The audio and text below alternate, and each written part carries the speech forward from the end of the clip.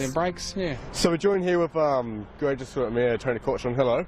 Hi, how are you, Jake? So there's 24 days until the official opening of the town square. How does that make you feel? It's great. We're getting there. It's been a long process. We've had delays with the coal tar here, but we're on top of that now and it's full steam ahead. As you can see, the contractors are out here working. The tiling's nearly finished.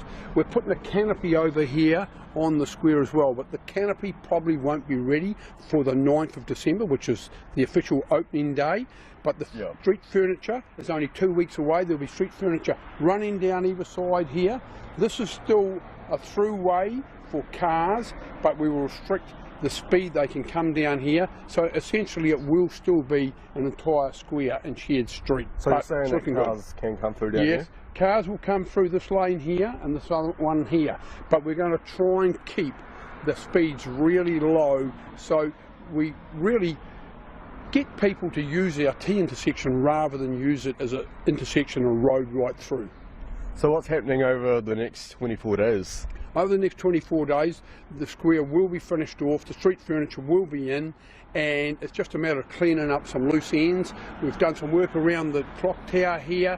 There's a lot of peripheral stuff we have to do, but essentially the 1.7 million square, which has ended up being 1.9 million, so it's been a big undertaking for us. But what it is doing, Jake, it is essentially changing our old coal mining town to a modern town where we can attract tourists into here, have events in here. We're talking about putting a big TV screen in too and putting big events around the big TV screen. So there's a huge amount of work that we are still planning to do. It's going to be a meeting place for the people of the Grey District and wider West Coast, but for visitors it'll have free Wi-Fi. It's changing the way a town operates into the future. So you're saying it is the big TV screen. What's going on the screen? The screen will be, we're going to put a committee in place. We've got to raise the funds. It's sponsorship that's actually providing the screen. They're not cheap. It's a big 3-metre screen by 2.6. And what it will do is, if you've got a round the Brunner cycle race, it'll have races on it around that time. Whatever the events, old history, Chinese tourists are coming into Greymouth. We'll have, in the evening, they've complained about nothing on in town. The screen at 6 and 7 o'clock after they've had their meal at Kingsgate here, we'll maybe put the Chinese news on. So it'll have a group of people that'll put all types of historic things on the screen, sporting events on the screen, stuff for youth on the screen, and it's all just making the square function.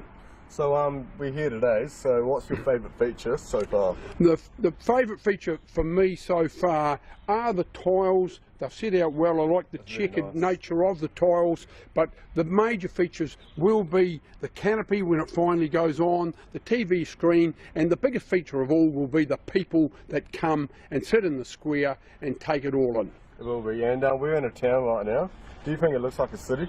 It does. If you look down here, you can see McDonald's way down the end there. The town is getting away from that old 150-year-old coal mining town to a town that's going to actually capture the future.